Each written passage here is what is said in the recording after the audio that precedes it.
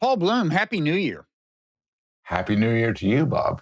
How you doing this end of the year? This end of the year, yeah. So we're taping this, what is today? The 29th? Yeah. So this is our New Year's Monday the show. 29th. This is our New Year's show. And this is festive. So you feel the festivity, I think, from wherever you are on the planet. I think you can feel it emanating from our podcast. We've gone to great expense to create a festive atmosphere. Paul bought a stuffed ape, for example. It's behind him. I've had this for a while. As you can see. Also, to end this year on an honest note, I'll notice that while I am talking into a microphone, those who see me, the microphone isn't actually working. Somehow you're getting me through other.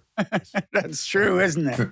It's like the way Walter Cronkite used to look down every once in a while as if he was not reading from a teleprompter, as if there were notes down there. There are no notes down there, and there's no microphone there. No microphone. No functioning microphone. But you sound marvelous, Paul Bloom. You sound great yourself. So this is the end of the year. We're gonna summarize. We're gonna make predictions. Yep, we are. Are we? I didn't know that. Okay, we will. I will do that. And this would have been the sort of thing that if we both prepared, it would have gone really well. Oh yeah, we'd be cruising right now. That would be amazing. Audience engagement would be at an all-time high if we'd prepared for this, Paul. Yeah. So we're going to do certain things. We talked about giving a little bit of best of lists of TV and movies for us, or anything, performances, give some awards, books, maybe shows. Worst president, best president, that kind of thing. We're gonna talk about what's ominous and what's cheering. We're gonna talk about big news events. And we have no order or structure for any of this. So Bob, just say anything. Say anything. That was a good movie. Well, that John Cusack. That was a good movie. It was, however, it was not a movie directed by anybody who died this year, so I guess we shouldn't reminisce about it too much. Although it reminds me a lot of a movie called "A Sure Thing" by someone who did die, Rob Reiner. But we talked about that last week at length. I hadn't thought about this, but we could go over the names of people who died this year if we had a list. But we didn't do that much preparation, did we? I know Diane Keaton died because she was on the cover of the New York Times Magazine about people who died this year. Yeah. Well, at least I have a machine where I could type in the words famous people who died this year. In Folks, 2025. we have spared no expense in the advanced preparation we did for this. We have a team of researchers that went out and generated a list for Paul Bloom. And Paul, what is the top name at the top of the list that was assiduously? They broke it up in different categories. So Bridget Bardot just died. Well, she just died. That's fresh. At the age of 91. That is fresh news. That's too soon, Paul. That's too soon. That's painful. It's too painful. She was an actress. Yeah. Diane Keaton, Gene Hackman, David Lynch. David Lynch was David Lynch. Now there was sad one for a mutual friend, Tamler Summers. We shan't see the likes of him for some time to come. He was truly an original. More than any one of those people, I would say he was a true original. Diane Keaton was kind of an original. Keep going. Who else is on the list? Robert Redford.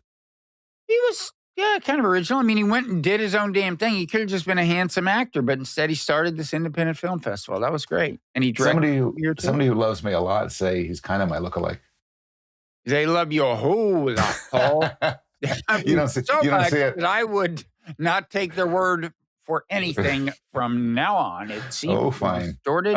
We have lost Dick Cheney.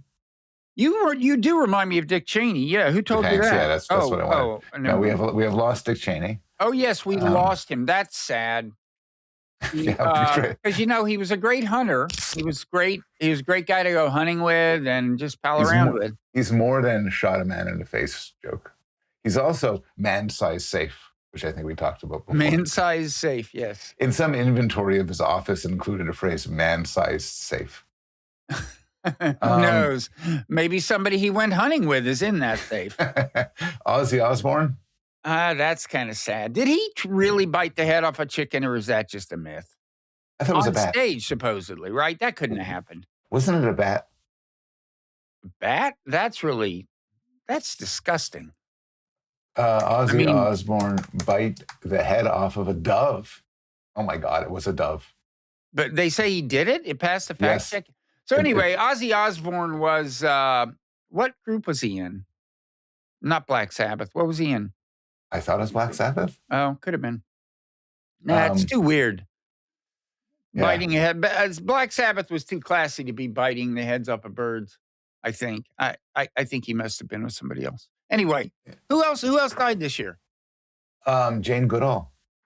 Yeah. What do you know? Okay, let's stop and reflect on her. You are a psychologist. You've got a stuffed ape behind you. Is that in homage to Jane? And in any event, what do you think of the work of Jane Goodall? I have a take on Jane Goodall.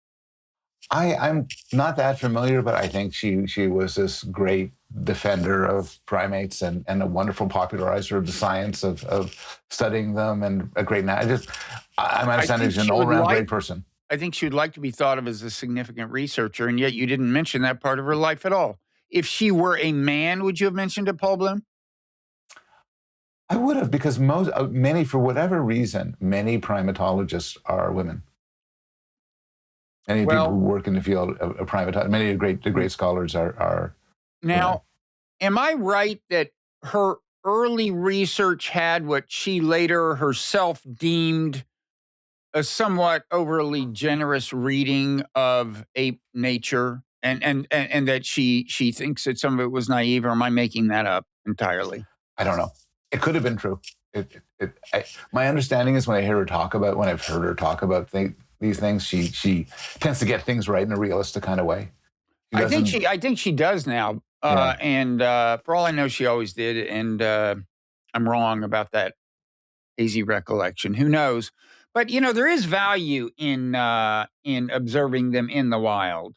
And then there's also value if you can set up a quasi-wild setting like the kind Franz de Waal used. I mean, they had like a couple of acres for some allotted to some chimps, and he made. Was he at Yerkes? I forget where. No, he was in. He did a great documentary, or they did a great documentary based on his work, I think, called Chimpanzee Politics, and he was at a Dutch zoo. He's Dutch, and there was some. I think it was a zoo or something, but it happened to allot a large amount of space to the chimpanzees. It's a great book. Maybe the name of his book is Chimpanzee Politics. Maybe that's not the name of the documentary based on the same chimps. I'm not sure. But anyway. He was a book every 2 years kind of guy. So he was I guess that was the one I'd steer people to more than any others. A good friend of mine, Lori Santos, started off her career doing primate studies, first at Harvard and then at Yale, and moved to a dog lab. I got the impression from her that it's actually very difficult work to do. It's expensive. It requires space. There's enormous, important ethical concerns, and a lot of people have given up on it. There's going to be fewer and fewer primate labs of that sort, just because of the money and everything like that. Okay, Paul, we just had a brief tech snafu, as you know, but we're back to talk about more people who died this year. But that's not, and then we're going to lighten it up after that. We got a few more dead people to go. Yeah. Who are they, Paul? James Watson. James Watson, co-discoverer of the structure of DNA with Francis Crick. Yeah. I wrote a cover story for the New Republic about James Watson back when he was director of the Human Genome Project. Wait, when you did Three Scientists and Their Gods, was he one of them? No, he was not. He was not. I did not deify him. Quite the contrary. The cover said, had in big type, "Mad Scientist?" ?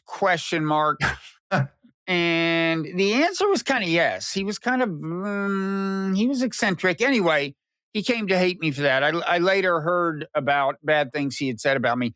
The New Republic, come to think of it, was a very influential magazine back then, not because of me, but because of the great Mike Kinsley, who was at the helm, who was its editor.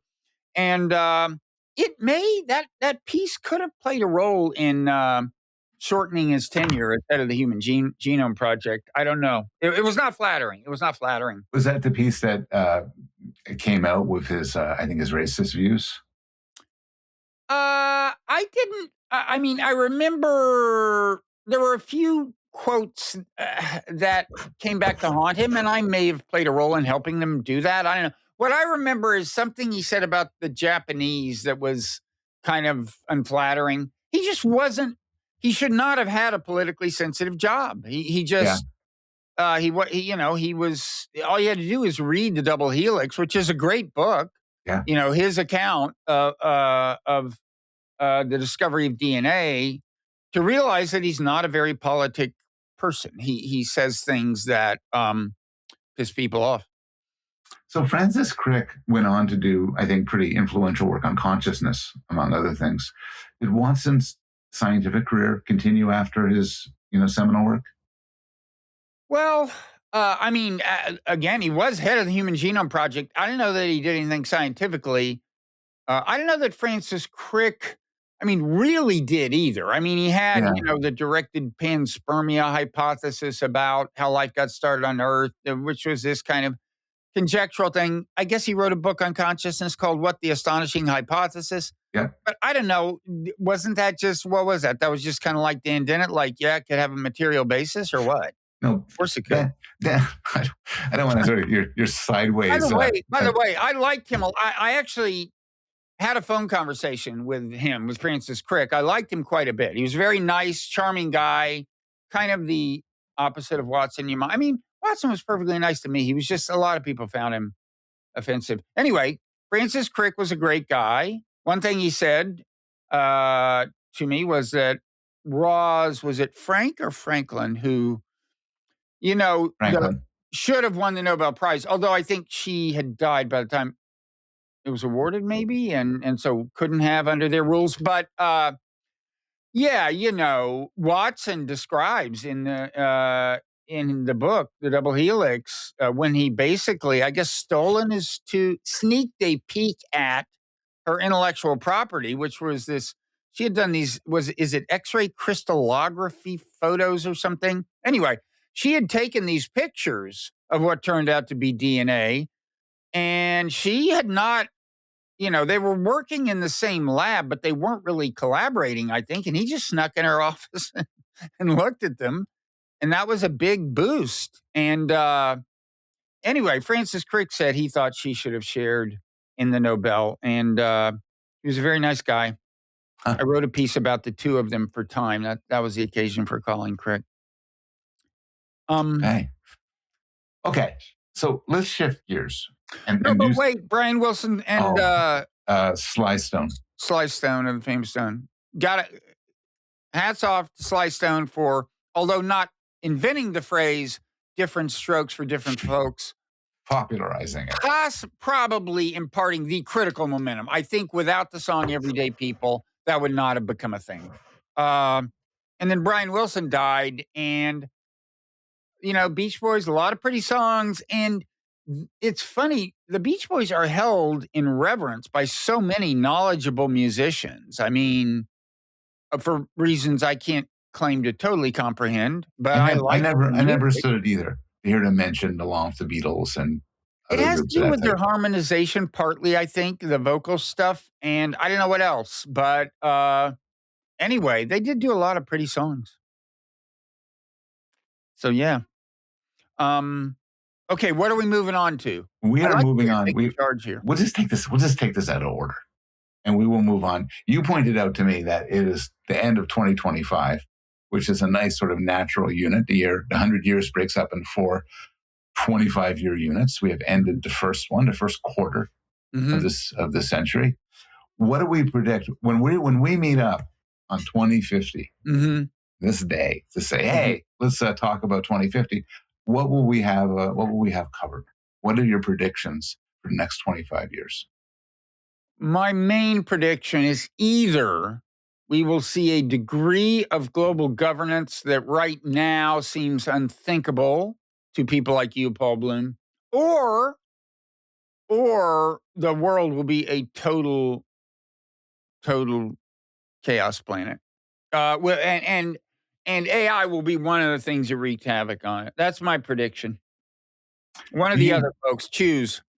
And for your optimism prediction, does AI play a role there too? Yeah, it gets our attention enough that we finally do the things on the international cooperation and governance front that we need to do. And look, if we handle it wisely, it can do a lot of great stuff. By then, it It has the potential to have cured all diseases within 25 years, I think. I don't think that's crazy. What else? I don't know. Maybe it could carry us to a higher, like, moral plane or something. On Wow. the other hand, there's a pretty good chance that we will not handle this wisely and it'll totally fuck everything up. So your prediction, because we want to make this a prediction that in 2050, I could say, Bob, Oh, you nailed it or you look, fucked I up. got to be honest with you. We'll probably fuck it up. I'm sorry. Yeah, I yeah. wish I could be more optimistic, No, folks. no, My I'm book actually, comes out in whatever 6 months. The God Test. All you got to do is follow my 11 simple steps. wait, you have 11 steps? No, I made that part up. Anyway, all you got Okay. to do is follow the guidance in the book, Okay. and everything will work out swimmingly. But it's a big ask. It's a big ask. I'm asking for more than our species has traditionally provided. I wasn't, by the way, when I mentioned predictions, I wasn't trying to push you. I think your prediction is perfectly good, which is bimodality. So if, Right. if in 2050 we're talking and the world's kind of a mess and whatever, and I say, well, you were wrong. Mm-hmm. We are not, living in cannibal tribes, nor are we in some sort of higher Star Trek plane. And so you just say it's going to be extreme one way or another. Yeah, you could say that. Either true global governance or kind of we're toast. By the way, I want falsifiability here. I do want to say that the discovery of DNA was really important. I realized. You think? Give those guys credit. Give James Watson credit. It was important. I mean, somebody would have gotten to it eventually anyway, pretty soon, in fact. But I mean, look at, like, for example, the COVID pandemic. If indeed that was a lab leak, couldn't have happened without our knowing about DNA. That's so in praise of DNA, it might have caused a COVID pandemic. Yeah. So thanks a lot. Yeah, Jim. Thank you. That's good. Remind if I go first, I don't want you doing a eulogy of me. I don't think you can do better. My prediction, I'll go for this, is unremittingly positive. I think that we'll talk about what happened in 2025. I think one of the big events happened in 2025 is Trump became president and had one of the worst years of American governance ever, which honestly, I think realistically could be seen as the next step towards some sort of deep governmental collapse, not just at a level of civility, but every other possible level. But my prediction is this will not in fact happen, that Trump will have his day and he'll be replaced by somebody who is, he is Gavin Newsom or Kamala Harris or J.D. Vance or Marco Rubio, who will better adhere to the norms, and things will go back. And those are the positive scenarios. One of those people. Whatever. I mean, just choose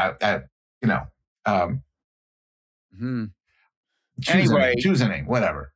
Nikki Haley. I don't know. I don't care. Oh my God, it's getting worse. Okay. The point. Stop. Okay, you choose a name you want. Bob. You want to be president? I wouldn't wish that on my worst enemy. If called, I will serve. Okay? I do not aspire to have power, Paul. But if called, I will serve. I told you one of the best TV shows I saw of last year, Death by Lightning, which talks about the descendants of James Garfield as president.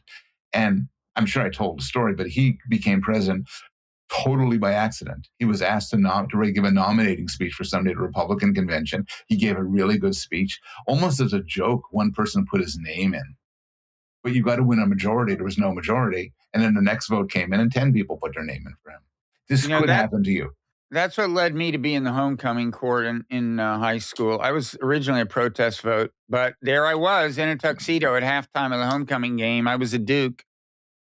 Okay. So these joke vote things can get totally out of hand. That's right. Anyway, when 2015 rolls around, we will almost certainly not have interstellar travel, not faster than light travel. That seems to be a hard stop. We're going to be lonely in the universe. But AI will, after some disruptions, bring about a much better world. I've been thinking a lot about Star Trek, the Star Trek world.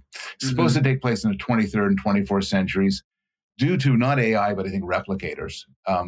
They live in a sort of total abundance. people could choose challenging and interesting work. You could go to Starfleet and live in a kind of a quasi-military, quasi-exploratory world. You can become an artist. You become a businessman of sorts, or do nothing.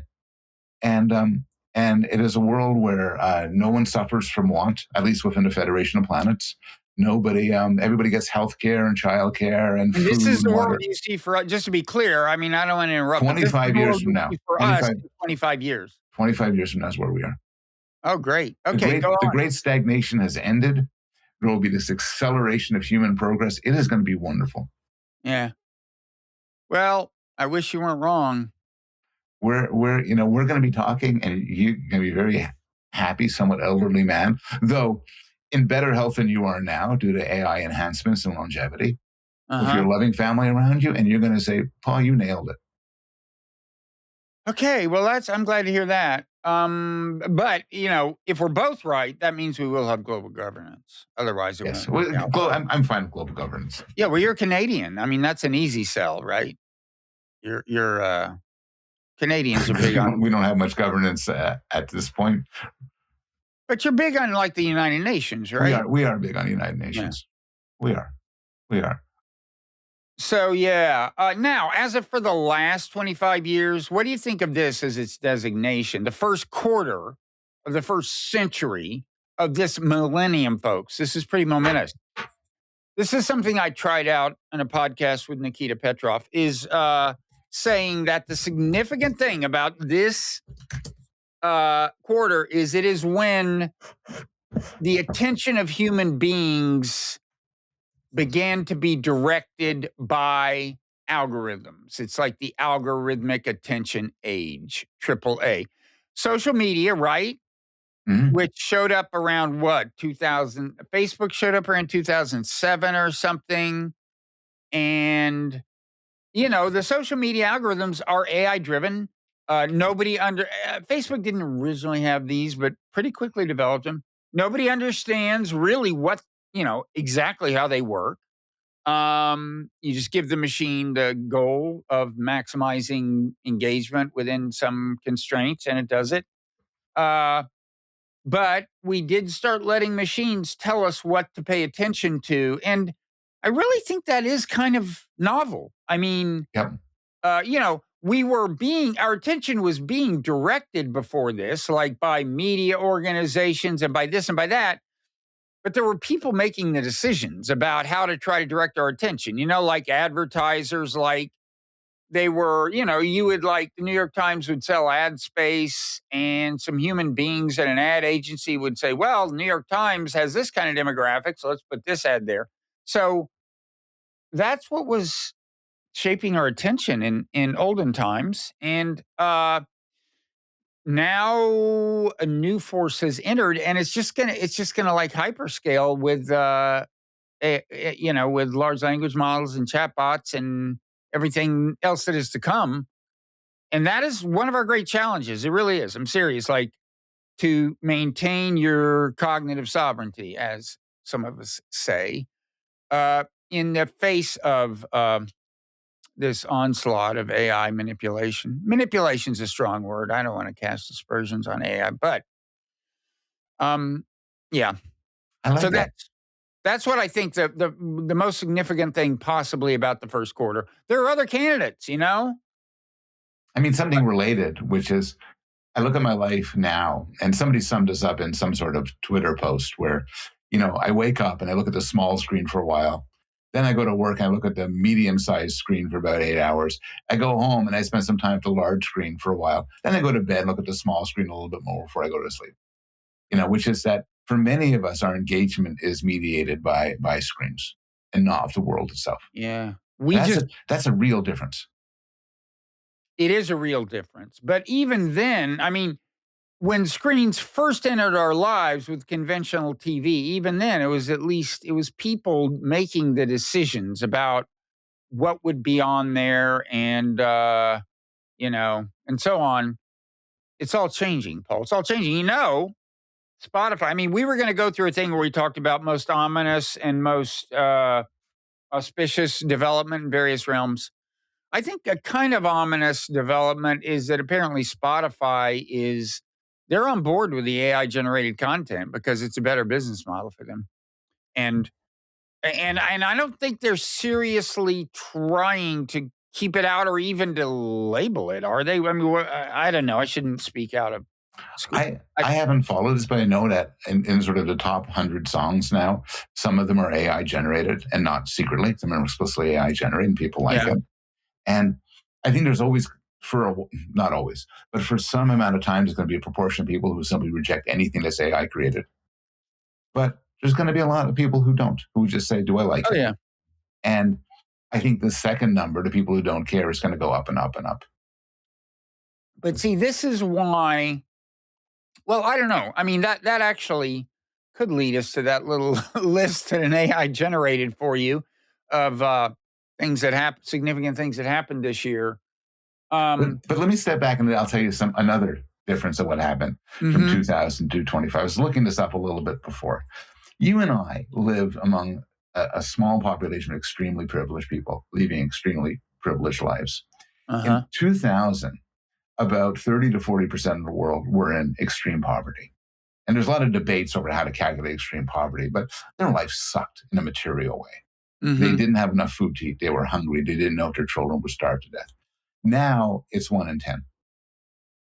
And there was a huge progress at the beginning, and now it's been a slowing. And this had to do with sort of radical changes in China, India, some parts of Africa.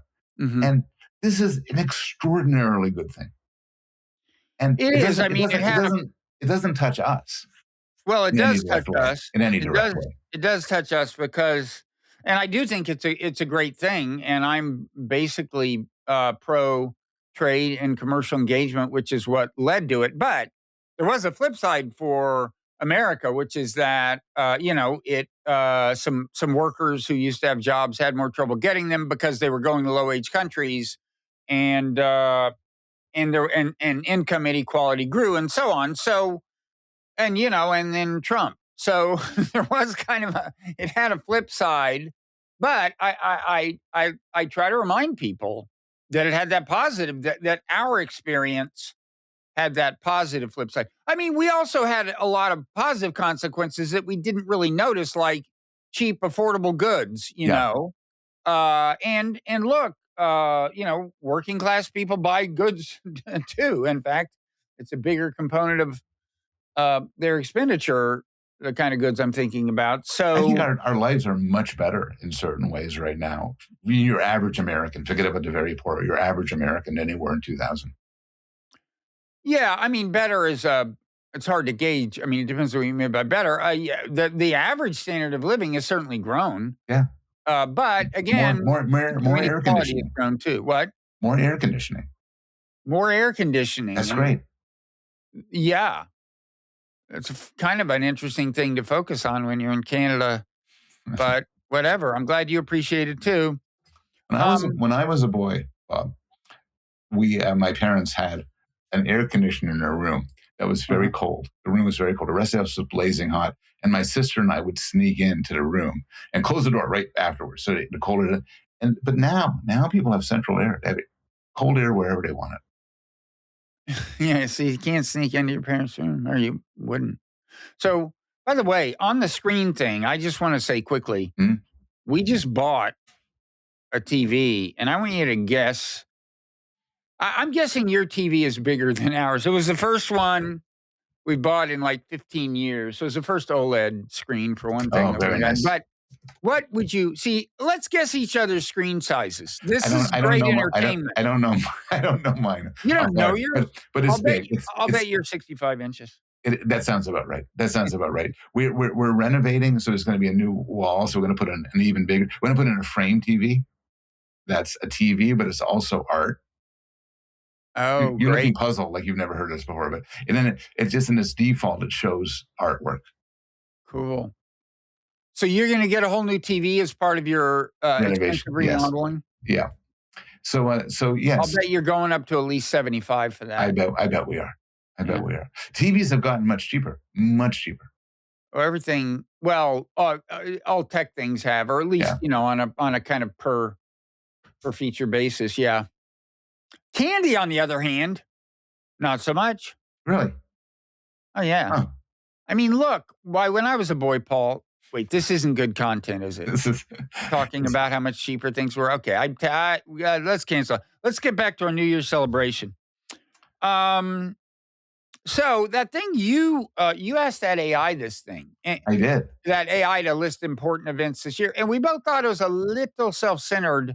It was Because it talked a lot about AI related things. On the other hand, maybe AI is genuinely that important. That's certainly my feeling, is that it's very important. So the first one is AI crosses the quote agentic threshold. I mean, for most people, it didn't. The word Yeah. agentic, it was the year of the word agentic. I think next year is going to be the year of the thing agentic. I agree. I don't know many people using the agentic capacities of AI, and I hear it's kind of a bust. I think companies are more and more, just even little things like, having it say screen out, job applications or something, or, whatever, go through your inbox and tell you what's important. But I think by the end of next year, yeah, the agents will be very real, all too real, perhaps. And then what else? Next is the collapse of the no AI norm in white collar work. Yeah, see, this is a recurring theme, this AI thing.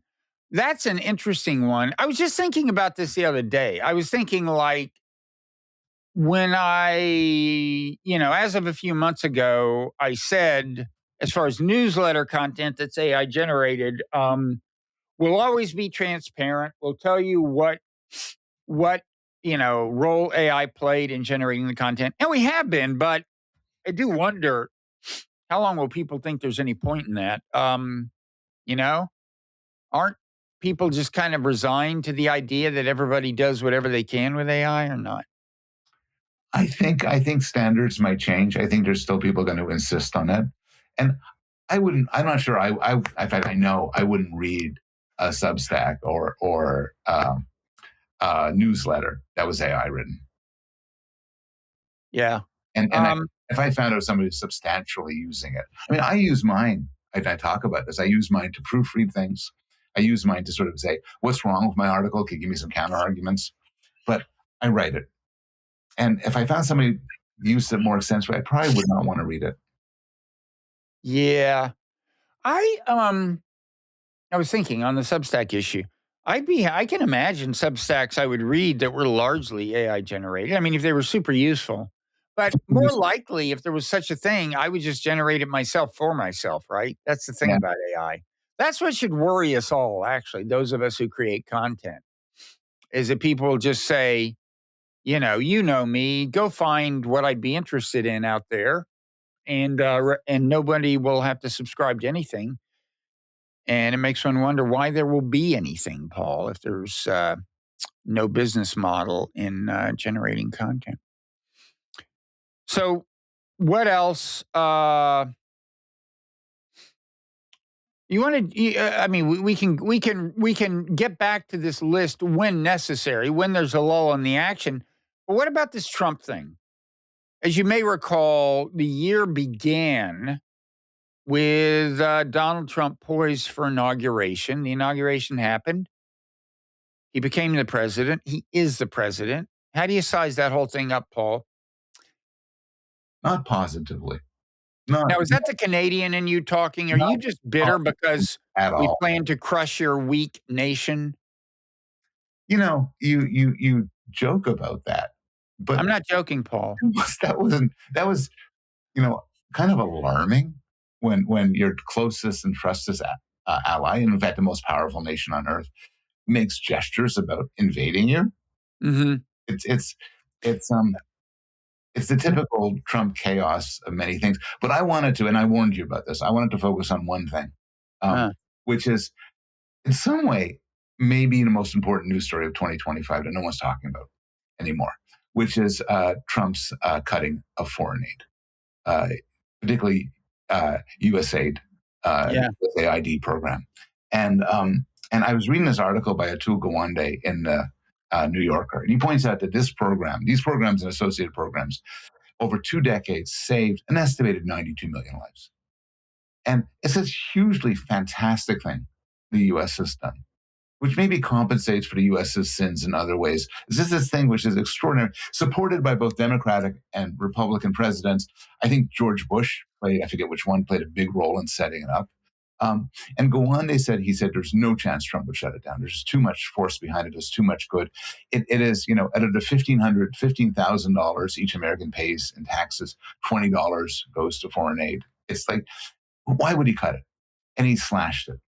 And Gawande goes on to estimate that his doing so has killed about 500,000 people.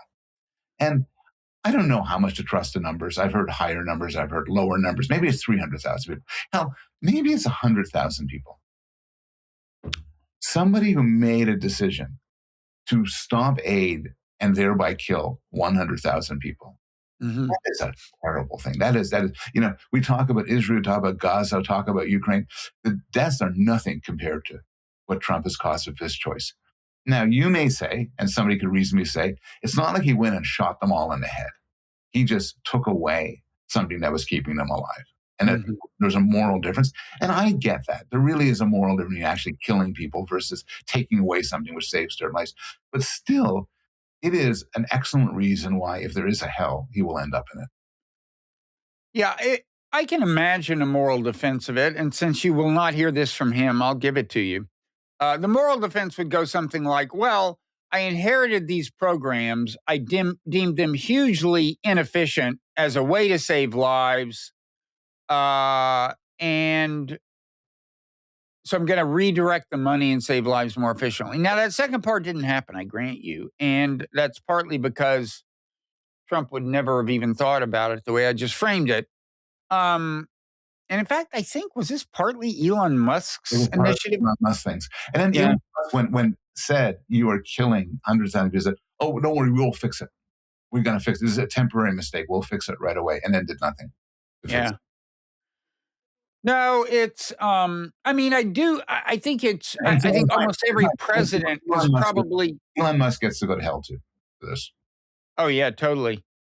No, it's, and we shouldn't conceal this fact about the year that that the inmates are running the asylum. And it's almost more fundamental than Trump. The number of manifestly crazy people that we're paying attention to, that get respectful attention paid to them on a large scale all the time. That is at an all-time high in America. It may have been that a lot of the people we used to pay attention to were crazy, but they weren't manifestly crazy. They hid it. It's like Howard Hughes did this weird shit on the side. He didn't do it, in public, right? Whatever the hell he did. And but you got these guys like this, the head of Palantir, Alex Karp, crazy as a fucking loon. Okay? And we're all like, yes, Mr. Karp, why don't you come to our event and speak? And then he goes on stage and acts like a maniac and says, have you heard his fear riff about how we want to make them fear us? We want to make them fear us. Like that's his foreign policy. And it's just, this is really different, right? Isn't it? Yeah. No? Yeah, this is different. This is different. And look, every time there's a president, everybody's saying, oh my God, this is different. This is unprecedented. Obama with his tan suits. Oh my God, he killed some people with drones. Oh my God.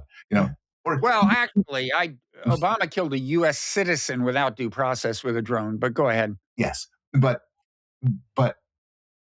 there's often there's a cover-up when presidents do terrible things. They lie. They try to obscure it. Trump's proud of it. About it. Yeah. He just boasts about it. And this is qualitatively different. And, I'm sure for every Republican or Democratic administration, there were people like Fuentes or Candace Owen or Curtis Yarvin, whatever, in the periphery, in the distant periphery. Yeah. But Fuentes gets to have dinner with Trump. It's maybe the crazy people get much more access than the everyday. That's another, I don't think you can say that this is true of this year, but again, if we're looking for first quarter of a century labels, you could say, the end of gatekeepers. Yeah. That's not quite true. And also, this was a big year for that. I admit that. This year does kind of stand out with the normalization. Well, not quite normalization of Nick Fuentes, but close. And this was structural. To a large extent. I mean, it had to do with technological changes in media and so on, and how we handled that. But the gatekeeping function is just not what it used to be. And I'm not saying that's either all bad or all good. Gatekeepers have their pros and cons. But I think it happened, right? Yeah. I'll say something optimistic. We're supposed to say optimistic things and negative things. An optimistic thing is just recently the Supreme Court declined something which the Trump administration wanted them to do. And I think they're more Trump in their decisions than they would want them to be. But it's also clear that they're willing to push back. And I think I could actually understand, if I was Justice Roberts, which, you want to be president, I want to be Chief Justice, but fine. I have to go to law school. But if I was him, I would understand that you don't want to push back so much on Trump that Trump just says, fuck the Supreme Court, we're going to go ahead anyway, causing a constitutional crisis and, again, the end of the American experiment. But so far, Trump has been unwilling to challenge the court too directly, and the court has been willing to push back on Trump, and that's all a good thing. Yeah, when we were saying we might, in several categories, come up with like most auspicious thing of the year, most ominous thing, I would say, one auspicious thing is that Trump has more or less complied with court rulings, and that was very unclear, especially at the beginning when he was acting. He's been acting like that ever since too. But when he began acting like a bull in a china shop, there was some question. And there were some specific cases where his compliance was kind of a blurry question. But by and large, he has chosen. El Salvador, for instance. What's that? Bringing people back from El Salvador. Yeah, like turning that flight around in midair, which a judge said, if necessary, turn the flight around in midair. And Trump said, no, thanks. We should maybe talk about that. I know what you want to talk about. I realized you were going to talk about Barry Weiss. I always want to talk about Barry Weiss. Last week. I wake up at night wanting to talk about Barry Weiss.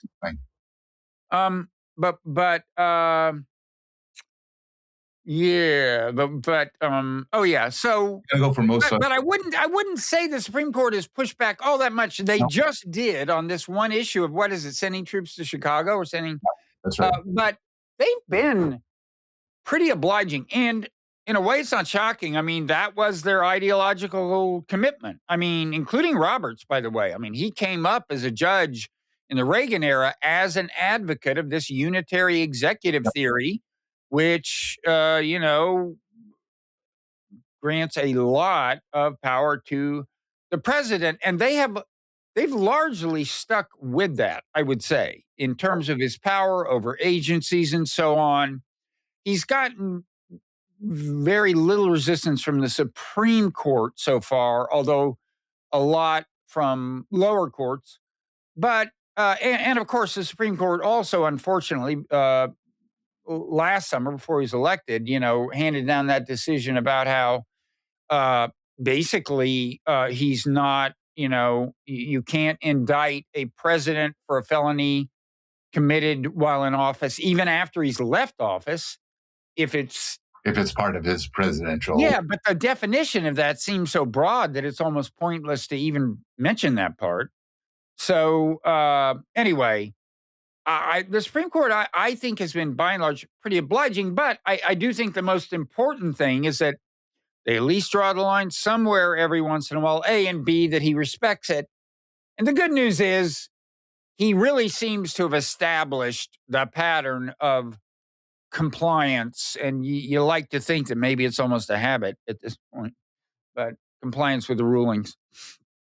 Okay. So, some good news. Yeah. Oh, good news. You're asking me, or you have some? That was some good news. That is some good news. Yes, and I'm nothing if not a bearer of good news. That's what people come here for. That's what they pay for when they pay. We're kind of making if they paid, they would be paying for that. That's right.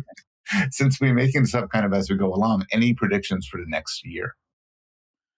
Next year, and I have a specific one. Do you think the AI bubble, if there is one, will burst, throwing us into economic catastrophe? I think chances are there will be a kind of a stock market correction that's attributed to a bursting of an AI bubble, but the technology itself will continue to advance. You know, it's like the dot-com bubble I guess it was in 2000. That was bad news for a lot of people, but the internet, just marched along, and it's was not really significantly slowed down. I think that's the way it is with AI. I just actually listened to this book, 1929, by Andrew Ross Sorkin, who I guess is the son of Aaron Sorkin, right? We think.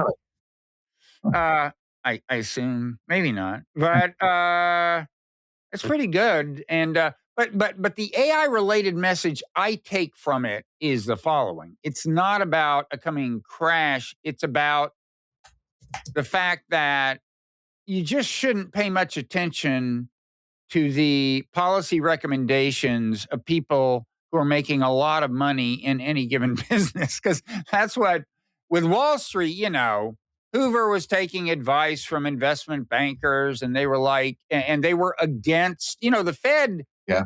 There were people in the Fed who wanted to rein things in and discourage the speculation and so on.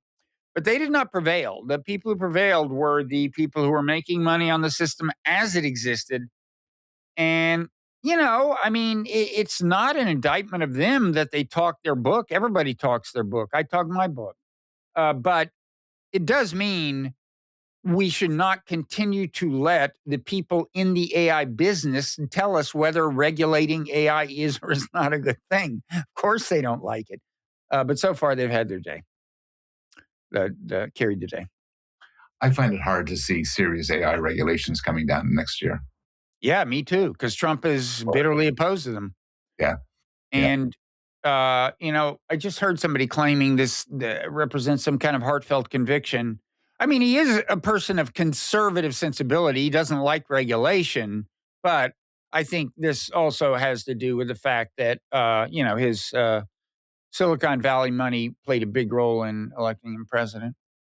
And he probably has J.D. Vance. J.D. Vance is probably advising him on some of this. And J.D. Vance, I think, is very libertarian in that way. Well, and J.D. Vance is largely a product of Silicon Valley. I mean, J.D. Vance is an interesting case as far as AI goes, because there's a split within MAGA on AI. Steve Bannon, very freaked out about it. MTG wants to see it regulated and so on.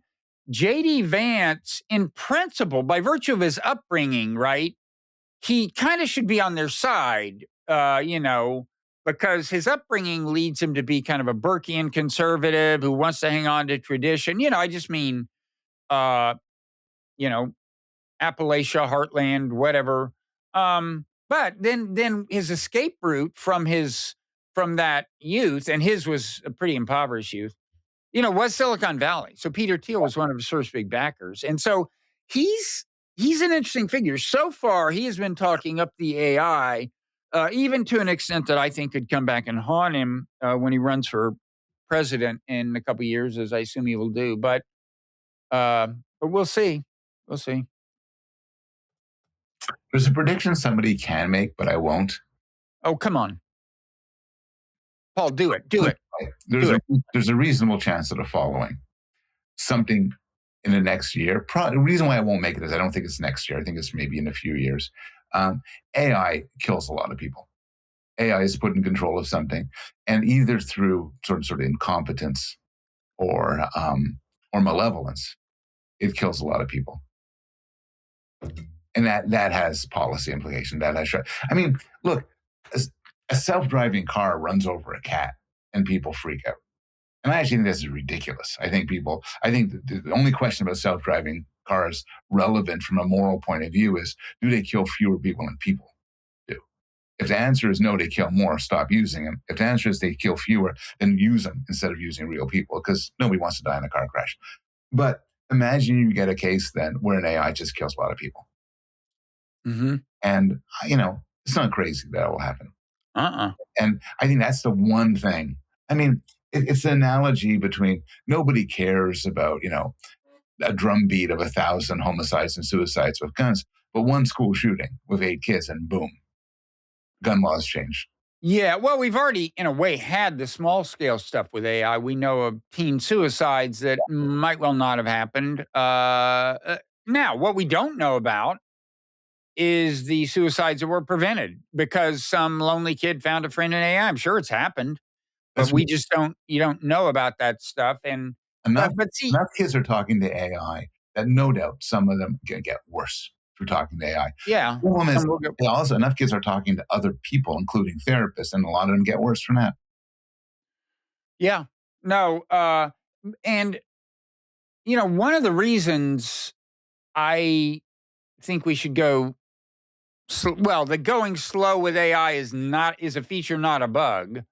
In other words, if somebody says, "Well, this regulation would make sense, like taxing data centers would make sense," and somebody says, "But that would slow innovation." And in fact, Sam Altman said, "Yeah, asking us to comply with copyright laws is an interesting idea, but it would slow us down." I mean, he actually said that he didn't put it quite as baldly, but that's what he was talking about. He was saying, "No, if we have to pay money for copyrighted material, it'll slow us down. You can't slow us down." I'm saying, no, slowing down is good. And one reason is that, leaving aside the question of whether more kids are saved or harmed by AI, we don't know what the answer to that is.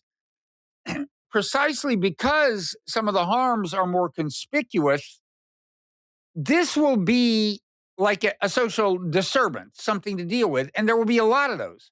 People will be put out of work. People will have trouble finding more work. Now, maybe the people displaced will go and find new jobs, maybe, but even then, it's still a disturbance. And this is one thing I think you can safely predict is that this is going to be very disruptive, not just in the good sense of the term, disruptive. And that's why I think slower. One reason I think slower is better. The other reason is there is some potentially truly catastrophic stuff that we don't yet have a handle on. The so-called, well, some people would say this is the alignment problem, whatever. But that's another reason to go slow, I think. I get all that, but here's the counter argument with Mhm. that. A lot of times when you think about rare events or black swan events, Taleb's famous line, they always tend to be bad things. A terrorist attack, a financial collapse, bomb goes off.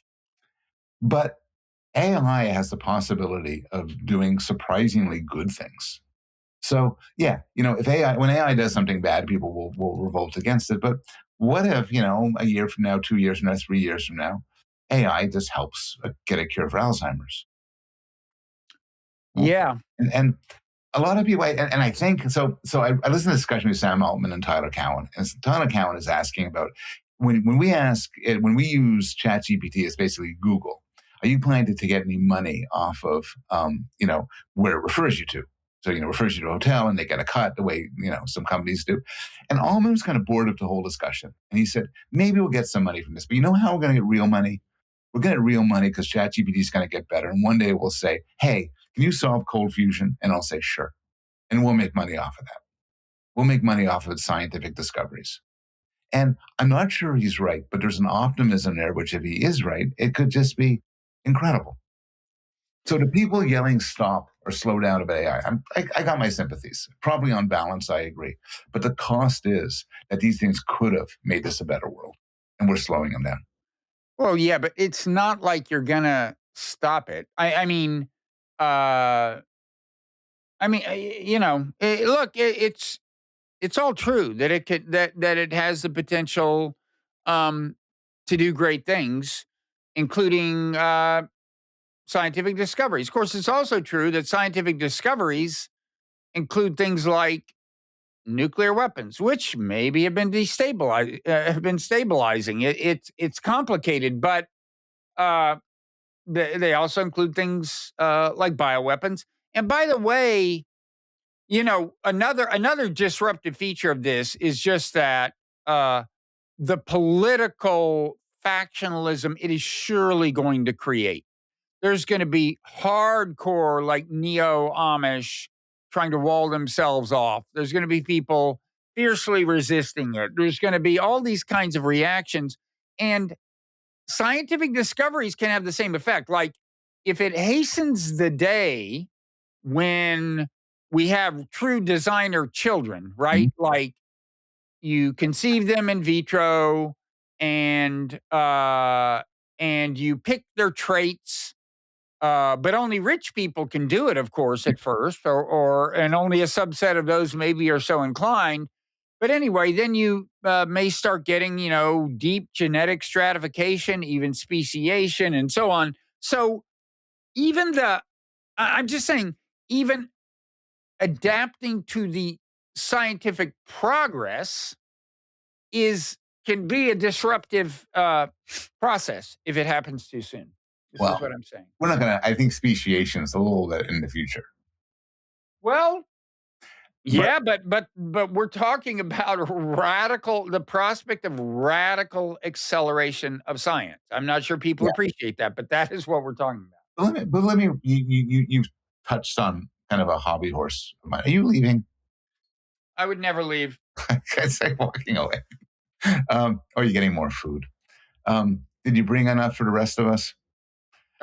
No, I'm not that kind of guy. No. Suppose you can do, and we're not there yet. You can do in vitro screening, and what this would be done is not right now to create a super race or whatever, but basically to create kids who won't grow up to get schizophrenia or cancer of different forms. My feeling is that even if this was available at the beginning only to the rich, it's still a good thing. Still a good thing Well, for healthier kids. I would say it depends on how fast it diffuses. By the way, it's happening. I mean, Elon Musk, one of these in vitro services, apparently people have written about this. The service that he has used, apparently they tell their clients, yes, we can do things that increase the chances that they'll have a high IQ or something. I don't think they put this in their brochure because they don't want to draw certain kinds of attention from regulators, perhaps, or something. But And because the evidence is not as strong as you're saying. right, but I mean, it's happening. Rich people, and Elon Musk, he can just disown whichever children don't work out well. I mean, half of his kids wind up hating him anyway. No, not half, but one did. Anyway, so He is a weird parent, to be honest. He's gonna be very close to he's one. not your typical father. Yeah, not your typical dad. Mm-mm. Shift gears to movies and TV shows. Yeah. What if we just go? I mean, we could shift to paid section, but end of the year, Christmas spirit. We've already spent so much time. What are we? You're recommending that we do this whole thing for free, Paul?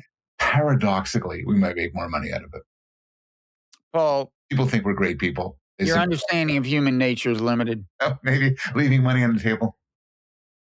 No, okay, but I blame it all on you. Okay, when I'm having trouble putting food on the table in a week, It's just we've already been talking for a while. This is we'll just keep going. Think about it. When we post this, we say the whole episode is free. But now it's a great time to subscribe. We give sort of a deal for the next year, save some money. Yeah. Mm-hmm.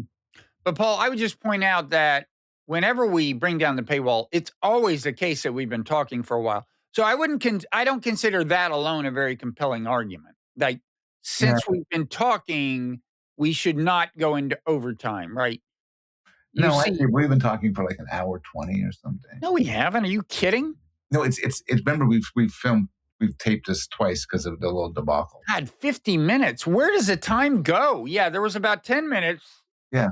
There was 8 minutes. Fuck it. At this point, folks, don't thank us. It's just the kind of podcast hosts we are.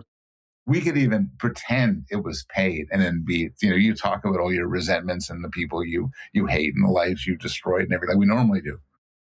Yeah. When am I going to talk about that if we don't have overtime? Because I did want to I found a Jeffrey Epstein document that's kind of interesting that I was going to talk about. No. You don't want to go into overtime? Fine. We just won't talk about it, Paul. It's fine. I think we should talk about it anyway. No, it's fine.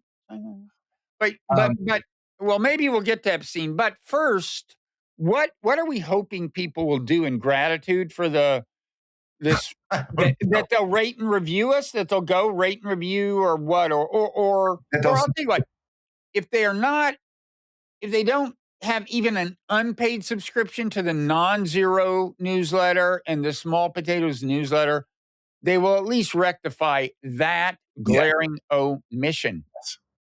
Plus rate and review and send Bob money. That's all we ask. Also, Bob, I read this quote from John Updike. Celebrity is the mask that eats the face. So with that in mind, that's the best Updike sentence I've ever heard, frankly. Do we want to become better known? What? No, I don't. You? No, I don't want to lose. I don't want to lose my authenticity. Exactly. Okay. I have a list of 5 movies I enjoyed. I could just tell them to you, and you could stop and say anything about them. Okay, I probably haven't seen them, but go ahead. Oppenheimer, Poor Things, Nora, Challengers, American Fiction. Oh, and Superman. I like Superman. I did like Superman. That's the only one I saw. Really? Yeah. This is the worst movie show ever. Well, yeah. Did you think I go to movies? I don't go to movies. Now, I did go see, what is it, one battle after another, one fight after another? That was okay. It was okay. It was, I mean, once you accept that it's just like a joke and it's not supposed to be remotely like real life, it's fine. Then, Oppenheimer I didn't see. Was that good? Everybody said it was too long. I thought it was good. But I'm a fan of Christopher Nolan. Like, I'm waiting for The Odyssey, which is coming out in about 6 months. Well, the great thing about Oppenheimer is that, unlike so many Christopher Nolan stories, it's one you can understand, right? It goes forward in time. Like Inception. Did you see Inception? Inception is not the most difficult. Tenet is incomprehensible. I didn't see that one. It is really for most of the movie, characters talk backwards because they're going through time backwards. Great. And there's really loud music, so you can't even hear what they say backwards. One of the actors, Robert Pattinson, said he did the whole movie, had no idea what's going on at any point. Another chance to tip our hat to David Lynch. Whenever you start talking about people talking backwards, he made good use of that. Yeah, the Memento is a great Christopher Nolan movie. I will say that. The David Lynch reference. What's that from? Oh, he used to have, like in Twin Peaks, he had people talking backwards. And it wasn't obvious that was what was going on. It just seemed like this weird language that they were speaking. But, yeah. Do you have any movies not otherwise listed that you want to bring up? The trick is you go to chat and say, what's the top movies? And last night, we saw a movie made in 1957, a significant year for more than one reason. One of our finest podcasters was born that year, called Desk Set with Spencer Tracy and Katharine Hepburn. Never heard of it. Great. It's like, it's funny because it's the year after the Dartmouth AI conference. And that's kind of what it's about. I mean, it's computer comes in, Katharine Hepburn, it works in the research department of some broadcaster, and they get the idea that the whole research team is going to be replaced by this computer. And it's interesting. And then in the end, there's a reassuring message that no, we'll always need real human beings. Oh. So anyway, yeah. But really a kind of shockingly prescient, I thought, movie, given how long ago it was made. Except for the moral of it, which isn't true. We don't always need human beings. I fear that we're not going to always need humans. Yes, that's what it's looking like. I mean, I do think, now that's one prediction, is it by the end of the new year, I think there's going to be no doubt that this is the employment effects are going to be very significant. I read this article about copywriters, and they are totally getting wiped out. And I think in some way, I think you want a human at some point looking over things, but so much of the work could be done by AI. Maybe not as well, but it could be done. Yeah. Well, tell me, what professional occupation is that not true of? Professor. I mean, honestly, podcaster. No, seriously, you could take models now and you could say, okay, here's the course. And it's like some obscure course that's like never been done. It's like it's a course on the decade before great revolutions. Okay, whatever. Not a bad idea for you. You're a natural academic. Not the worst idea ever. But anyway, go out, research it, come up with the lectures. I'm telling you, it would be better than some classes that have been taught at reputable universities by actual professors. And you can say, oh, and do PowerPoints for each lecture. And it would actually do them. Now, would it need some correcting and some? Yeah, sure, now. But my point is, my question is, what job category seems really fundamentally immune? Okay, a more serious answer. Yeah. Brain surgeon? Gardener. Well, yeah, the manual jobs will be the last to go. Yeah. Gardener. You know a great one? No, you know a great one? General contractor. Home health care worker. Because with all these scientific advances, we'll get better at keeping people alive, but probably not all of them will be in 100%, great health. I mean, yeah. So home health care workers. Now, robotics lies in the wings to fill out those gaps, but that's further away. Yeah, that's further away. But, coming. So, TV programs. Okay, I'll list you my 5. You tell me what you heard, what you like, what you want to add. Yeah. Severance. Yeah. Pluribus, which is just finished season 1. No spoiler. We can talk about that. Yes, I saw it. Death by Lightning, the James Garfield one, which I mentioned before, really enjoyed. White Lotus, good stuff. Sex, incest, spiritualism, and The Diplomat, which I really liked. Of those, I just saw Severance, Pluribus, and White Lotus.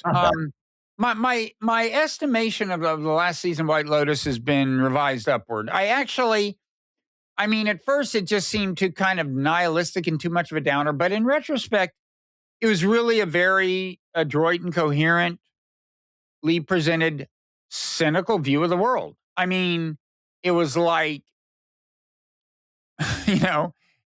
everyone who thrives by the end is basically has in some sense evinced badness or corruption of character just about. And the most pure-hearted person is unjustly killed, and so is her kind of boyfriend, who himself is in a certain sense of pure motivation, even though he set out to wreak vengeance. Anyway, I think, look, the texture of that is always good for my money. White Lotus, and unlike Pluribus, it doesn't have too much faith in the quality of its texture, by which I mean it doesn't go just so slow. It doesn't just, revel in the beauty of the texture it's presenting you. Episode 7 of Pluribus was, I'm sorry, that was a crime against humanity. Not a fucking thing happened that you didn't know was going to happen. Have you given it up? No, it's not bad, but it really, when you think about it, I don't want to do a plot spoiler, but the point they've gotten to by the end of the first season, and well, it's the final line. Okay, look, if you haven't seen it and you may see it, tune out for just 20 seconds. For 20 seconds, okay. She says, okay, go 20 seconds. We'll save the world together, right? She says that to the guy or something like that. Yeah. Well, wait, it took 7 fucking episodes. It's like, that's next season. How about we do a little bit of world saving this season? Anyway, it took It's good. I'm sticking with it, and I don't stick with much. Yeah, not But not all of us are so impatient. what? Not all of us are so impatient. No, that's true. Where would you be, I always ask, without the meditative training and meditative skills? Uh, you'd be shocked. Um, it would be even worse. It would all be worse. So, Um, I liked White Lotus. Maybe my opinion went downwards a bit, but I like the look of it. I like the sexy, rich. I really like shows of sexy, rich, funny people. I love Secession. I like the White Lotus. I like that kind of show. Succession, right? Yeah. Succession is what's going to happen with AI no, that's succession too. What is succession? Oh, that's what's going to happen when the neo-Amish secede from the Union and have their little non-AI piece of turf. That's secession. I've never heard the phrase neo-Amish used so much in the conversation. You've never heard of? I think it could be an original coinage, It could be. possibly. Well, I'm just Nomish. Neamish. Nemish. Nomish is what it will eventually be contracted to, probably. Yes. Yeah. No, you can really see people, you can see Luddite communities of a sort. I like that. Luddite. Is Who are that the Canadian precedent? It could be right. I don't know. Luddite? That's what Americans say, but who knows? If you want to Americans. know how to say something, listen to how I say it and then do it a different way, and you're probably safe. Sometimes there is no truth, like Claude, Cloud. Cloud is the French, right? I was going to talk about the USAID thing, but I only read about it. I've never, so I went to chat because I wanted to press you, do well in this podcast. So I asked chat, how do you pronounce it? And it says you pronounce it by saying USAID. And it didn't seem right. So I asked Claude and it said USAID. And then I went back to chat and said, Claude said it's USAID. And chat said, yeah, it's right. Sorry, I fucked up.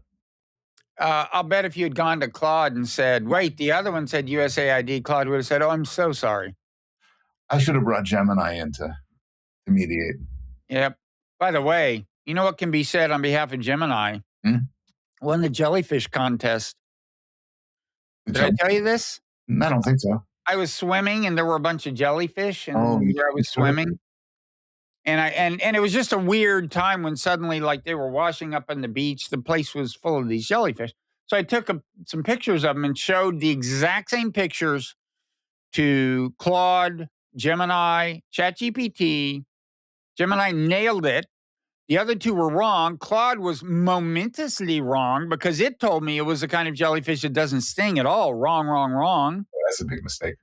Big mistake. I mean, at least ChatGPT said correctly it's a jellyfish that stings, even if it got the species wrong. So there. Yeah. I know people who are very skeptical about AI and they talk about it. It does no good for me. What a waste of time. It's all, hallucinations and hype. Mm-hmm. For certain aspects of my work life and my everyday life, I am finding it extremely useful. Just extremely useful. Totally. Occasionally I have things of the form, I need to write 5,000 words on such and so, which no one's going to read. But I have to write it. And I used to have to lose a day on it. But then there's other things like, oh, wait, but if nobody's going to read it, why do you have to write it? Well, hypothetical. So you're on a search committee and everything, and you want to offer the job to one candidate. But fine, but there's two other candidates you interviewed. So maybe what you should do is, we should be required to do, is write a detailed discussion of their research and why you chose not to go forward with them. Not that anybody will look at that because they already made the decision to go on to the next candidate, but it's really important. And then send that to this secretary and just fine. That's so that it's in the files or something? It's in the files. Huh. This is not an isolated example. I'm sure it's not. Anyway, and then other things like, I had a garage door, which is a combination lock, and I want to set a new combination, but I didn't know how to do it. So you took a picture of it and asked chat, how do you set a new combination? And do this, stuff like that. No, I feel I have barely scratched the surface of what it could do for me. And you wrote a book on AI, but you didn't use AI in the course of writing a book. Well, I used it in a limited way. First of all, I ran, many of the chapters by it at the end after I had written it, and it caught a couple of factual errors, flagged a couple of other things I decided to change. But I didn't ask it for editorial feedback, just like things that are wrong. But also, it is good at explaining, especially how large language models work. It's just introspects. What's that? Just introspects. That must have been it. Okay, but going back, why didn't you? So why didn't you take a chapter? You finish a chapter, say, look, hey, AI, is there anything here that I could improve, make more lyrical, give me some advice?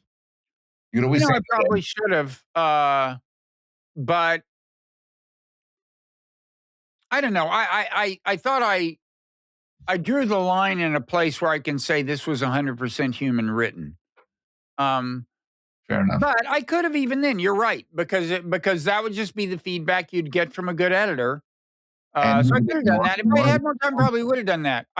I did. The other thing I did that became especially practical near the end is sometimes if there was a big research paper I was trying to figure out, just interrogate it about the research paper. Now, that's something I had done a little of before using Google Notebook LM, but now that Google's built the Gemini button into Chrome, it's like super easy. Have you ever used that in the browser? No, I've used PDFs where you just ask the PDF. But the browser, like in the upper right Chrome, it says Gemini and has a star thing. And so like anything in the browser, you just start out by saying, give me a 300-word summary or whatever it does. But the key thing is like the subsequent dialogue, the follow-up questions. Yeah. Like, and so they're arguing this? And it's like, no, they're not arguing that. And do they have this kind of evidence? No, blah, blah, blah. It's pretty amazing. Yeah. And I mean, I had done that with Notebook LM months earlier, but it being on the browser makes a difference. I never used Notebook LM, and I know that's the way people use it. Go ahead. I've never used Notebook LM, and I know people have used it to write books, and that's well, it also generates podcasts. Yes. Huh. Alarmingly. And back in the topic of jobs that are replaced. Yeah. But the thing is, people don't plug into our podcast to hear, I will be informed about the following topics. They do it to hear the dynamic between two flesh and blood individuals, you and me. Really? Yeah. And I got to say, the dynamic between the two Notebook LM podcasters does get old after a while. Of course, what dynamic doesn't, Well, but some dynamics are unpredictable, varying, complex. Yeah. I mean, in that case, that was actually trained on two actual humans. Really? Yeah. I think they sat down and recorded a bunch of stuff, a bunch of conversations. So it's always the same two people, and they're always annoying in the same way. Like us. Again, another striking parallel. So did you have if we pretend that this is paid and give people a taste of what they would get if they were talking to a paid discussion between us, tell us your Epstein story. Okay, I don't think we're totally quite done with the year-end stuff, but let's take an Epstein break, sure. It was just this weird thing. I saw it on Twitter, and it was after, what did Epstein die in 2018? This was 2019, and it involved his brother, a surviving brother. Mm-hmm. I think it's Mark Epstein, same name as a guy who wrote a book called Thoughts Without a Thinker, this Buddhism psychoanalysis book. Anyway, that's a different Mark Epstein. Okay. So it was kind of hard to piece together. It was an email to him, and then he had replied, but I think we were only seeing a fragment of the reply, because I think the guy who had sent him the initial email before replying with his own email had isolated the part that he was directly responding to. So I think what you've got is email to Epstein's surviving brother, fragmentary response from Epstein, and then longer email from Guy. I'll send this to you, and we can discuss it in a subsequent podcast if you find it interesting. And it's what it seems to be is some very pro-Israel guy kind of, who seems to be speaking for somebody. He certainly wants to send the signal that he is not to be messed with. And apparently they've had a phone call. Okay. It seems to be that he called Mark Epstein, but he senses that Mark Epstein is still unsure as to whether his story is legit, whether he can be trusted. So the first email is he's kind of trying to establish his bona fides and sending a certain message. And then anyway, the message seems to be, look, your dead brother, and I think he's dead by then, right? By 2019. Your dead brother has generated some very bad publicity from our point of view, namely all of these theories, conspiracy theories about how he worked for the Mossad. And we want your help in debunking them. I mean, again, he doesn't say all this very clearly, but I'm pretty sure it's the way to interpret what's going on. We want, okay, so Epstein died in August 2019, so I'll have to look at the date. I do think it's after the death. That's my sense. But anyway, it's a 2019 email. And if you don't, and he specifically kind of alludes to, like, I think he wants him to get out evidence about Epstein's relationship with other countries. Like, hey, he knew people in the Chinese, whatever, and he knew people in this, and he knew, and he wanted more publicity like that. And the premise does seem to be that the Mossad stuff is not true. I mean, it's a little hard to, he's certainly not saying, help us cover up this true story about the Mossad. No, it's the opposite. Like, there's this unfortunate publicity. We'd like it dispelled. And if you don't help us, we may have to kill you. Now, that last part is me reading between the lines, because the way he's actually doing that is he talks about these other two people who, it seems like a good cop, bad cop thing. He's kind of saying, you know, these two people that you know or you know of, like, they could do some really bad shit, man. So he sends that message. And then there's one of the emails signed. I should have, I can probably find it and just read you the damn thing, because the way it signs off is kind of wild. On one of the emails, it's something like, so now you can see why I'm interested in your longevity. And then he says 120 ? And says something like, but certainly not 65, which I suspect is the age he was at that time. In other words, you don't want to die this year, do you? Again, I'm reading this into it. But the thing is, this guy has gone to some trouble to convey his credibility. Like, he says to Epstein's brother, if I were you, I noticed that on your doorbell, it now reads blah, blah, blah.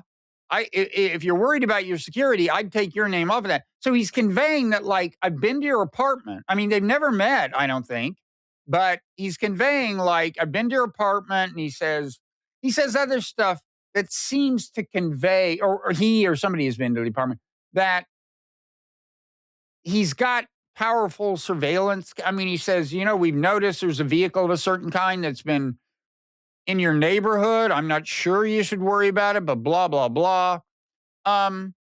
So anyway, it's really interesting.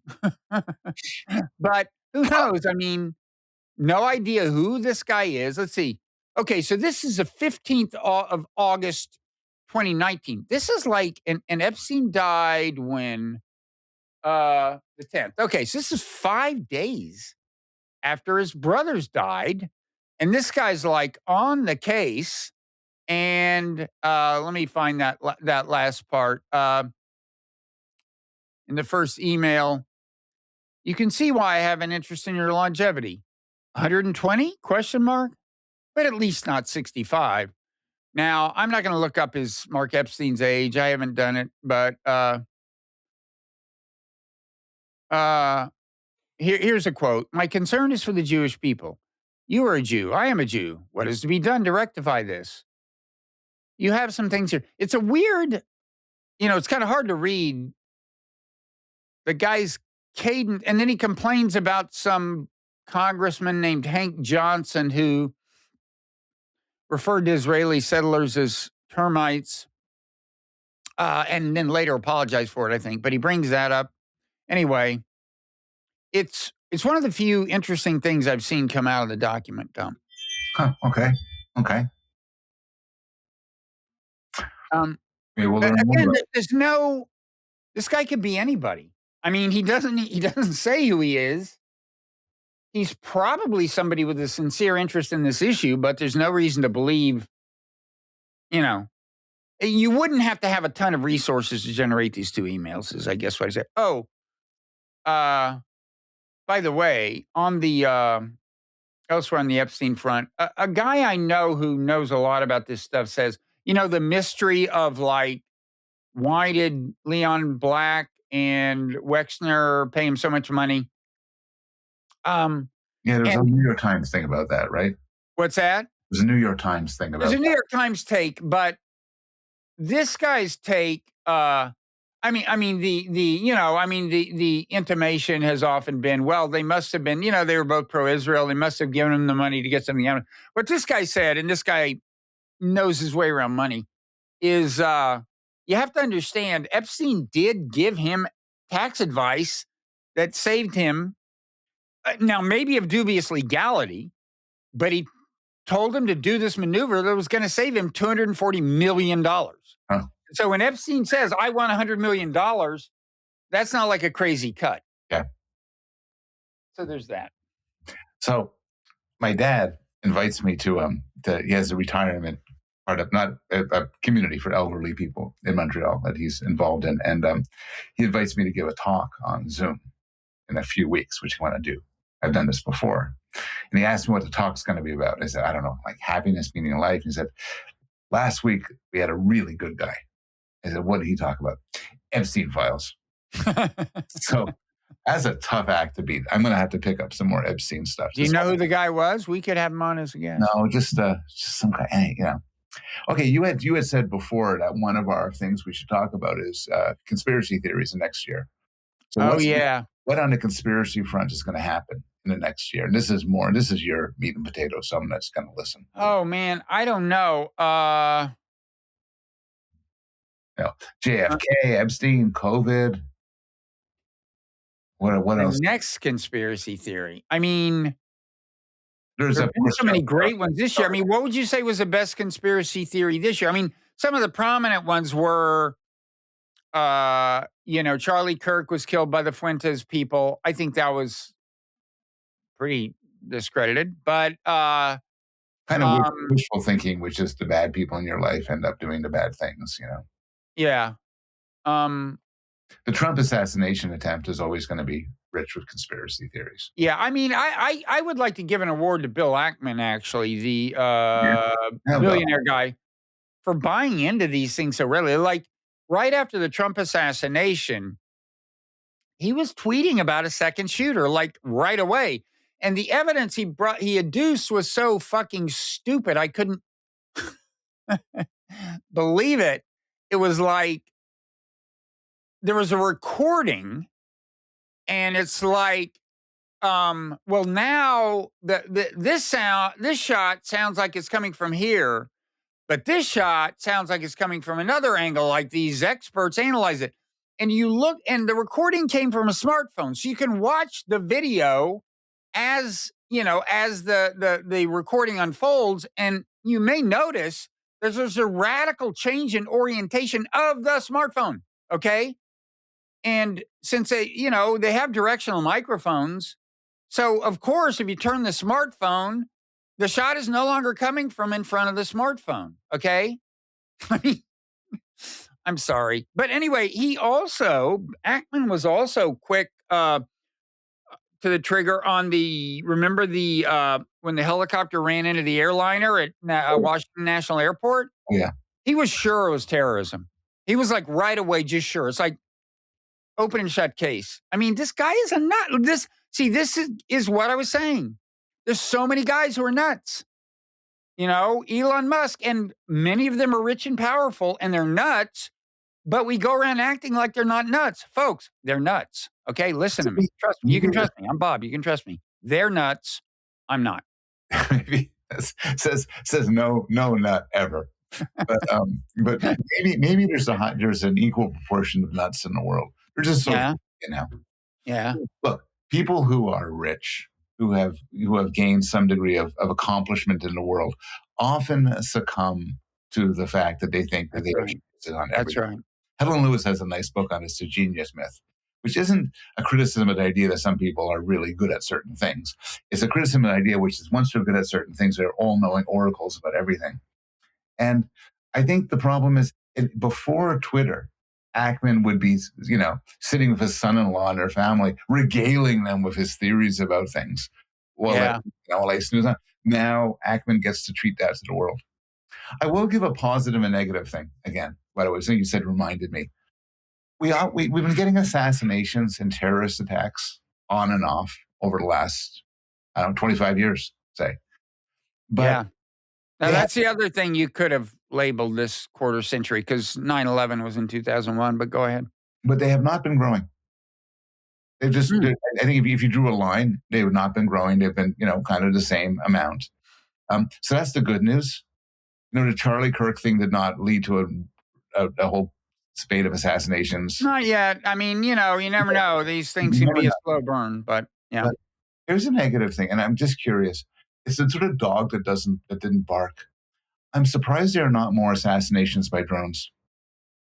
Oh, I wrote this piece like 30 years ago when the U.S. first decided, the GPS system was set up by, I guess, the U.S. government, right? And about 30 years ago or so, they decided to make even a high-resolution version of the GPS grid publicly available. That wasn't always the case, And I said, man, this could lead to some pretty precision drone attacks by, people who wouldn't necessarily have to have a lot of financial resources to put them together. But we haven't seen much of it. So maybe I just worry too much. Or maybe you just takes time. I mean, drone technology is getting better and better. I imagine that they have some level of security for political figures, that there's something that Donald Trump has, that people don't just drop a drone on his head when he's in public.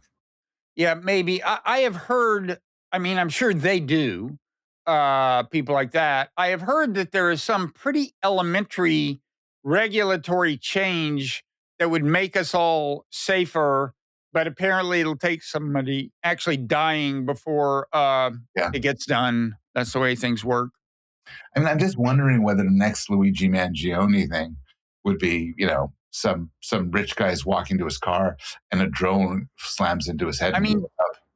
Yeah, don't you think it's weird that it hasn't? Especially with all this antipathy toward, various people on all sides, but there is all this blowback against Silicon Valley, and yet, yeah, I'm not encouraging it, but I'm genuinely surprised, and I'm sure. Look, I'm sure there are billionaires with mansions who have, in effect, some sort of, in some sense, a defense system against these drones. Yeah. What about people like you and me?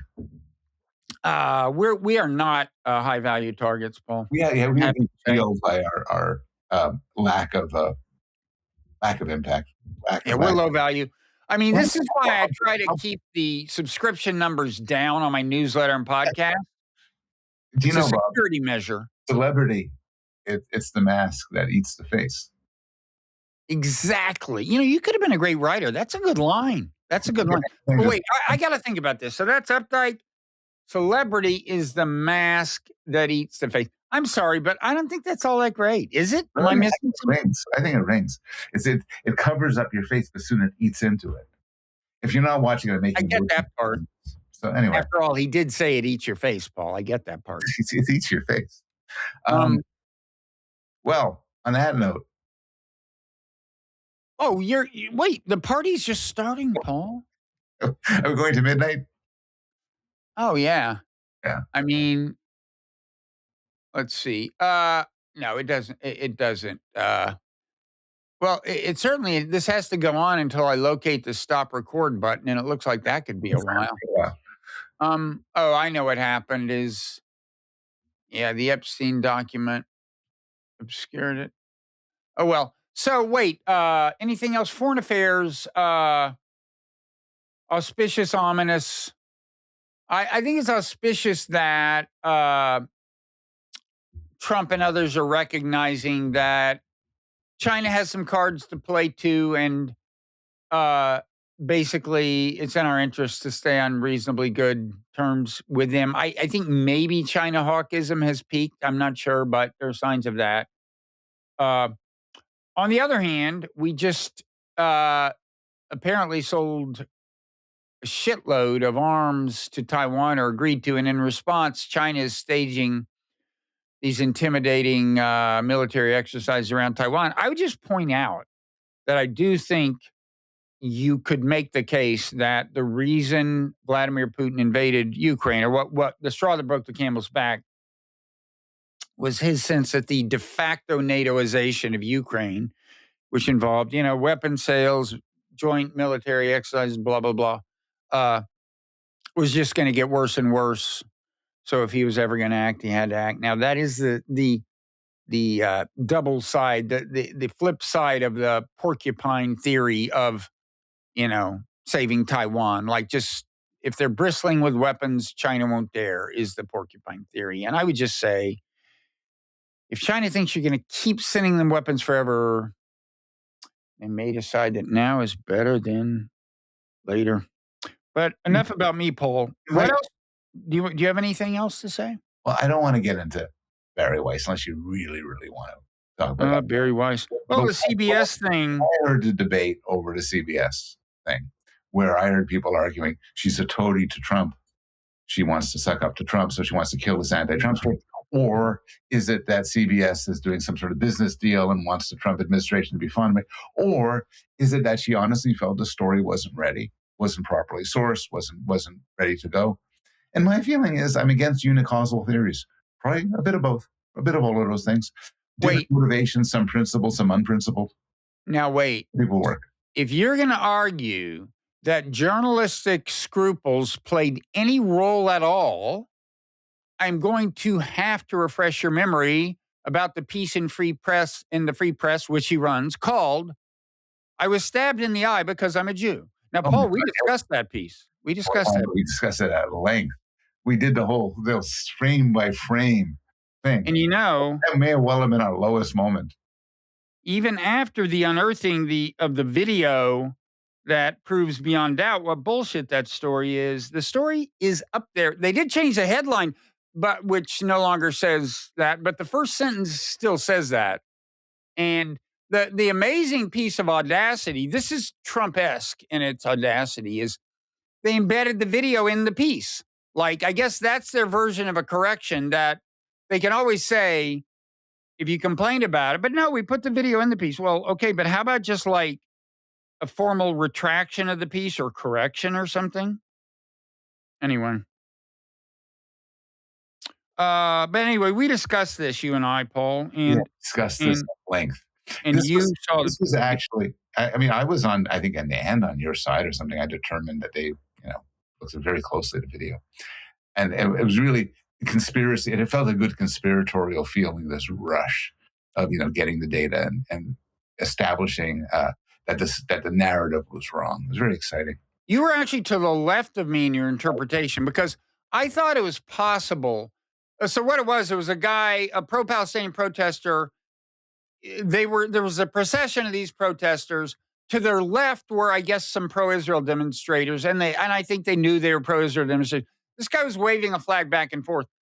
Your view was that he was just waving the flag back and forth exactly as he would have in any event. Mine was, well, maybe he kind of like, went a little further to that side, kind of like, in your face, you assholes. But he definitely didn't, he didn't knowingly hit anyone in the face. It certainly wasn't a stabbing motion, and there was certainly nothing wrong with that girl's eye in the end. But I do anyway, not think we're going to revisit this in the year of our Lord 2025. but I'm saying I think maybe the guy was being kind of a dick. It's No, still the maybe story. he I was was. stabbed in Maybe the he eye was. is just false. But what? Maybe he was. Yeah. So, uh, we can't end on that note. No. Anyway, as for the CBS piece, I would there is a point about that, which is that she's saying, well, you should have really worked hard to get the story of the Trump administration, and they're like, we contacted them, and they said, and they say in the piece, in the CBS piece, what they say is we contacted DHS. They declined to answer our questions. They declined to be interviewed or answer our questions, like by email. And then it turned out that they had gotten an email back. And so some people said, well, you should have said that they commented. But the only quote from the comment was like it was just like, it was in fact substantively exactly what Kristi Noem had been quoted, more or less what she had been quoted saying in the piece. It wasn't responsive to any of the allegations or anything. So unless there's more than that, I don't see what. My point about the Barry Weiss thing, I think we disagree on this actually, is I'm not finding this particular 60 Minutes thing so exciting and so interesting. Yeah. This is an example of often people do things and their enemies say, oh, you're unprincipled. You're just doing it to suck up to somebody or to get some material gain. And then the person who does it insists, no, I have this principled reason for doing it. I think, another example is J.D. Vance, who I have been, I think, not that he cares, but savagely critical of him. And I see him as sucking up to Trump. And I raised this with somebody, a friend of mine who's no friend of Vance. And she said, look, yeah, she is sucking up to Trump, but he doesn't see it that way. He probably sees his views have honestly changed. And I think the thing with Barry Weiss, I don't think she sees herself as, I'm sucking up to Trump. I'm going to do. No, she doesn't see it that way. People never see themselves as, well, I mean, sometimes, but people tend to see themselves as good. And often motives are complicated. I brought this up in response to Putin. So your analysis of Putin being prodded by, the NATOization of Ukraine, maybe other things too. Oh, yeah. There were other things. I mean, he was bitter that he hadn't been treated with respect by the United States. He did think that historically Russia had a certain kind of claim to Ukraine. He came to believe that. Everybody emphasizes just the final thing you said. You're right to point out these other factors play a role too. But people are complicated. Even our enemies. They are. And that's why foreign policy should take into account the fact that people are complicated, and you should not gratuitously antagonize leaders of countries, big, powerful countries, for no good reason at all. I mean, that's the irony, by the way, of us now bailing out and saying to Europe, he's your problem, is this was largely our making. It was largely America's making. And the Europeans begged George W. Bush not to declare that Ukraine would become a member of NATO, but he twisted their arms, and at the end of a NATO meeting in 2008, they made that declaration, and that didn't help. But hey, we're both looking for a natural endpoint at this point. Well, yeah, we should do something, a message of hope. That's a bit of overkill. I mean, look, it is an interesting, as they say in China, interesting times. May we live in interesting times. We definitely do. The AI thing is so wild. And what's happening in America is so wild. Not in a largely good way, I would say. What's happening with foreign policy is so wild. All I'll add is some of this stuff, like the AI stuff. Some of that shit could be good. Oh, yeah. A lot of it could be good. A lot of times people think this is interesting times, meaning, maybe we'll go to war. Maybe if we're lucky, we won't go to war. But the AI has a chance of doing some positive, real good in the world. Oh, it'll definitely do some good, but including some dramatic good, but it will definitely be disruptive. And I think probably to the point of destabilizing, and could well, first of all, lead to a number of, kind of small scale disasters, possibly large scale catastrophe. And you But can't totally rule good. out Yes, yeah. but it could do good.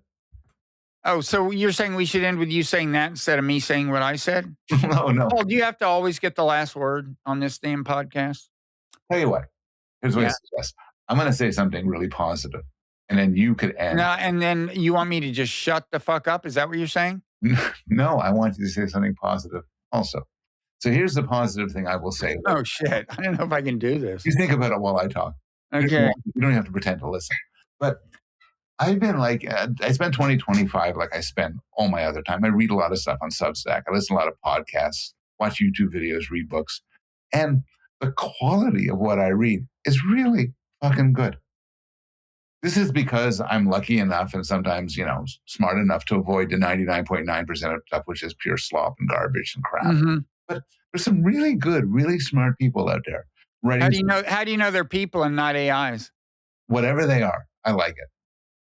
And the podcasts, I know they're people. But I listen to some, you mentioned at Interesting Times by Ross Douthat, a competing I enjoy reading that, listening to that. I enjoy listening to Econ Talk, there's like the list of like 10 things. There's Substack posts I follow, which put a smile on my face. There's some of them are funny, some of them are smart. And I feel that there's more good stuff out there than there ever has been. And I don't care. I'm not going to make an argument about percentage of good stuff. Yeah. But there's so much stuff that whatever the fraction of a percent that's good, it just enlightens my life. And I hope to have more of that in 2026. Okay, you're up. My positive thing begins possibly with a non-positive thing. I'll keep in mind. I'll try to correct you if you forget to say the positive thing at the end of it. Now, what I would say is the kind of not uniformly positive thing is if we do not approach the AI revolution as a unified planet, we're probably in trouble. The positive thing is we can do this, folks. Oh, okay. This will get our attention. This will get our attention in new ways. And there are ways to use AI to help us overcome some of the cognitive biases and other psychological impediments that have thus far mired our species in periodic major conflict and international strife. Doesn't have to be that way. And we have more powerful reason than ever to explore alternative ways of being. And AI can help. It can. But you really got to want it to help you, because standard market incentives, maximize engagement. If we just live in that world unreflectively, not making our AI choices very deliberately, then we may be toast. But I don't want to end on a negative note. So toast is great. Who doesn't like toast? Butter, toast. Yeah, we may be toast, but toast is great. I love toast. So my best friends are toast. No, I don't mean that. I mean, it's fine. Toast is good. No, but really, we can do this. Well, also in 2026, your book will come out, which will not only that'll help us do it. Be a professional success. It's not an accident. It's not a coincidence. Also catalyze humanity to do the good work you're talking about. Right. Okay, that was something. Okay. Whoa, and plus no overtime. No, it's all. Here's a way of thinking about it. It's all overtime. It's all overtime. That's a great line. What does it mean? Is that like the mask that eats your face, or what? Not as good as that, but it's good.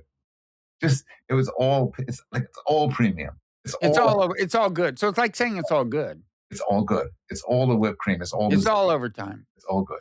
Like 2026 will be. Okay.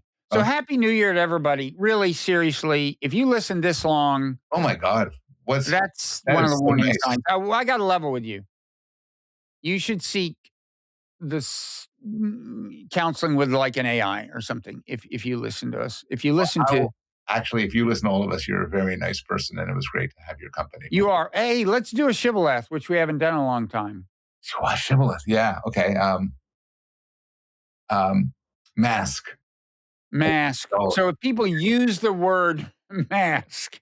Or for good measure, face-eating mask. Face-eating mask. We will know you made it.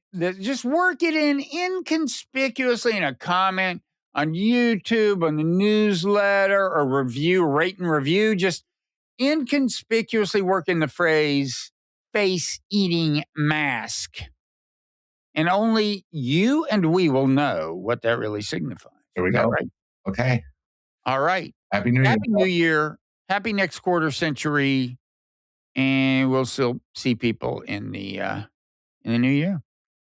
Okay. All right.